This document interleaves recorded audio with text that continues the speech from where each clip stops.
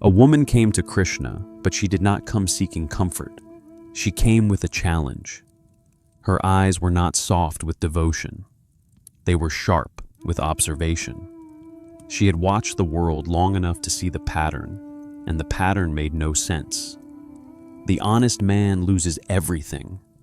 The faithful woman buries her children. The kind soul is betrayed by those he loved. Meanwhile, the cruel thrive. The selfish prosper. The violent die peacefully in their beds, surrounded by wealth. She did not kneel. She stood before Krishna, her voice steady, her question precise. Master, explain this to me. Why do good people suffer more than the wicked? She continued before he could answer. Do not tell me it is their karma. I have seen newborns die in their mother's arms. Do not tell me it is for their growth. I have seen saints broken by suffering that taught them nothing new. Do not tell me it is divine will. What kind of God punishes virtue and rewards cruelty? Krishna looked at her, and his expression carried no defensiveness, no irritation at being challenged. Instead, there was something else. Recognition. The kind reserved for someone finally asking the real question instead of the comfortable one. He did not smile with gentleness. He smiled with respect. Good, he said. You are not here for easy answers. You are here because the easy answers have failed you. Good people do not suffer more, Krishna said. They suffer without armor. The woman's face tightened. Her body leaned forward, not in acceptance, but in challenge. No, Master. I have seen it. The honest man loses his wealth. The faithful woman loses her child. The kind soul is betrayed by those he trusted. Their lives are full of pain, loss, betrayal. How can you say they do not suffer more? Krishna's gaze did not waver. You are right. Their lives hold pain, but you mistake visibility for intensity. You see their wounds because they do not hide them. The wicked suffer too, but they have built fortresses around their pain. He continued, the cruel man loses his wealth and immediately blames others. He projects his pain outward, turns it into rage, into vengeance, into the need to dominate. His suffering never touches him directly because his ego intercepts it, transforms it into something he can use as fuel for more cruelty. The woman listened, her resistance still present, but shifting.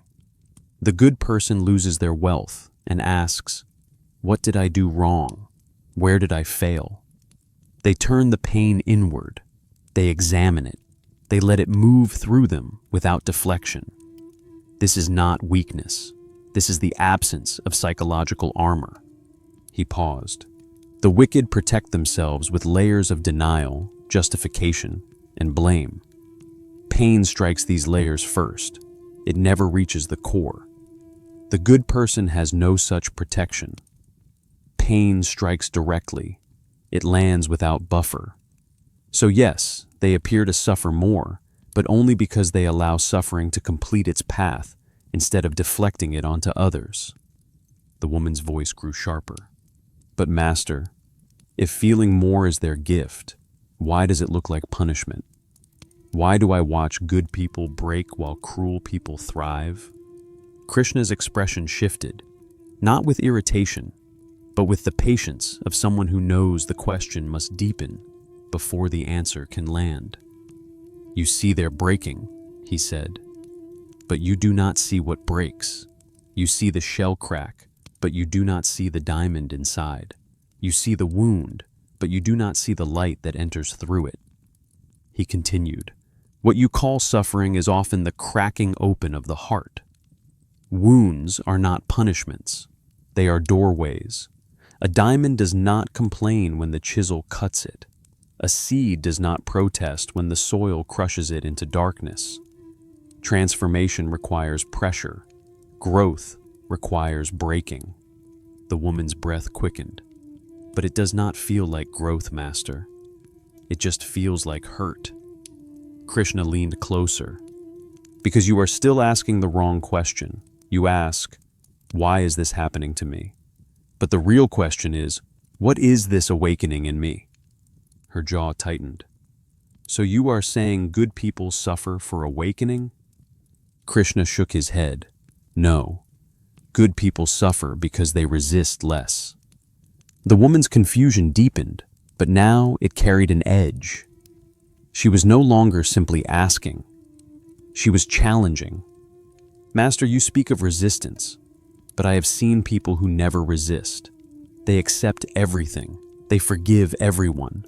They live with open hearts, and still life crushes them. Still, they lose everything. Where is the justice in that?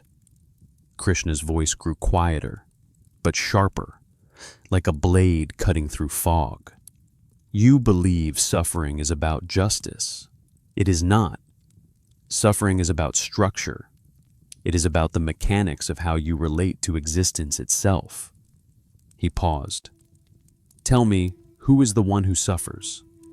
The woman blinked. I suffer. The person suffers. The one who loses, who grieves, who feels pain. Krishna's gaze held hers. And who is this I that suffers? Is it the body? She hesitated. The body feels pain, yes. Does the body suffer when you are in deep sleep? No. Then the body is not the sufferer. Is it the mind? The mind feels sorrow, yes. Does the mind suffer when you are absorbed in joy, in love, in creation? No. In those moments there is no suffering. Then the mind is not the sufferer either. So tell me again, who is the one who suffers? The woman's breath slowed. Her certainty began to crack. I do not know. Krishna's voice softened, but the teaching remained precise. The one who suffers is the false doer. The one who believes, I am the body, I am the mind, I am the one to whom this is happening. This false doer is an illusion, but it is the most convincing illusion you will ever meet. He continued, in the war, I taught Arjuna this truth. The body acts, the mind thinks, but the self, the true you, only witnesses. You are not the actor, you are the awareness in which action appears. But the false doer claims ownership. It says, I did this, I lost that, I am suffering. The woman's voice trembled. But Master, if I am not the doer, then why does it feel like I am? Why does the pain feel so real? Krishna answered, because you have identified with the temporary. You have mistaken the costume for the actor. You have confused the wave for the ocean. He gave an example. A merchant once came to me after losing everything in a flood. He asked the same question you ask now. Why do the virtuous suffer while the wicked prosper? I said to him, you suffer because you believe you owned what was lost. He looked at me, confused. I said, the wealth was never yours. It was held by you, used by you, but it belonged to existence. You were the caretaker, not the owner. The moment you claimed it as yours, you planted the seed of suffering. The woman's tears began to fall. So, we suffer because we claim ownership? Krishna nodded, yes. And good people suffer more visibly because they claim less. They do not hoard. They do not cling. They do not build fortresses of ego to protect what they think is theirs. So when life asks them to release something, they release it faster. The pain is sharper because the heart is open, but the transformation is quicker because there is less resistance. He paused. The wicked cling tightly. They break slowly over lifetimes. The good release quickly. Their karma burns faster because they do not add new resistance. They allow the fire to complete its work. The woman whispered. So, suffering is the fire? Krishna answered. Suffering is what remains when you mistake yourself for what burns. The woman's voice broke through her tears, no longer soft, but desperate, reaching for something solid in the collapsing foundation of everything she thought she knew.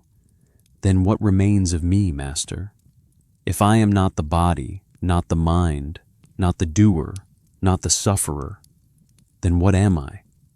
If everything I thought was me is illusion, then who is left after all the suffering burns away? Krishna's presence shifted, his voice carrying the weight of absolute truth, the kind that cannot be argued with because it comes from direct seeing, not belief. What remains is what has always been. He continued, suffering destroys only what was never yours to keep. The false layers, the identifications, the stories you tell yourself about who you are. I am this body. I am this role. I am this relationship. I am this success. I am this failure. These are costumes, not your essence. The woman's hands gripped her knees, her body rigid with the tension of someone clinging to the last piece of ground before the flood. But Master, if those are not me, then I have nothing. I am nothing. Krishna's gaze penetrated the fear beneath her words. You are not nothing. You are no thing. You are the space in which all things appear and dissolve. You are the awareness that watches the body age, the mind think, the emotions rise and fall. You are the witness that has never changed, never been born, never died. He referenced the teaching. During the war, I told Arjuna, the self is never born, never dies, never alters. Weapons cannot cut it. Fire cannot burn it. Water cannot wet it. Wind cannot dry it. This is what you are, not the body that decays, not the mind that fluctuates, not the roles that shift. You are the unchanging essence that observes all of this. The woman's breath slowed, but her resistance remained.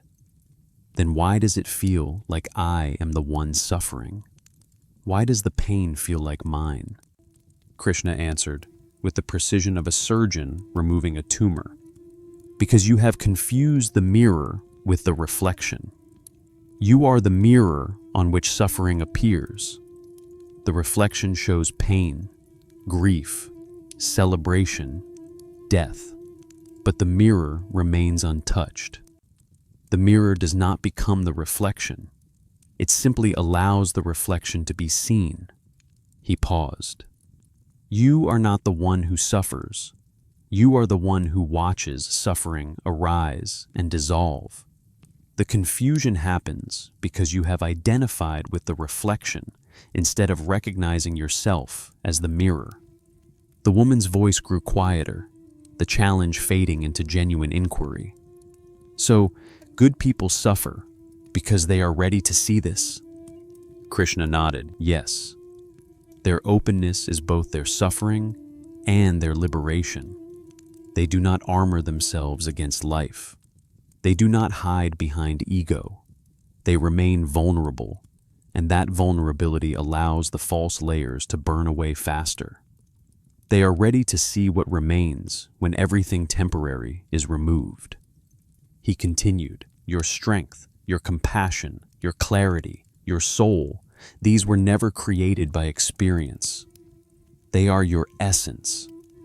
They were always there, only revealed when the false layers burned away. The suffering did not create them. It simply removed what was covering them. The woman's tears fell differently now, not from pain, but from recognition. Something ancient inside her was remembering what it had always known. So, I do not suffer because life is cruel. Krishna's final words landed like the last piece of a puzzle falling into place. No, you suffer because you are ready to grow. Your heart remains open even when open hurts. That openness allows transformation to complete faster. When the storm passes, you will see that nothing real was lost. Only your illusions died, and their death is your beginning. Krishna's eyes closed, his form settling into the stillness from which all his words had emerged, returning to the source like a river flowing back to the ocean. The woman sat beside him, her questions dissolving into silence. Not the silence of confusion, but the silence of recognition. For the first time, she felt her suffering not as punishment, but as invitation. The question no longer demanded an answer. It simply dissolved, leaving only presence. What remained was what could never be taken. The witness, the essence, the truth that had never altered, waiting patiently beneath every layer of false identity, every story of suffering, every illusion of separation. She was not the victim of suffering. She was the space in which suffering appeared and dissolved, like clouds passing through an empty sky.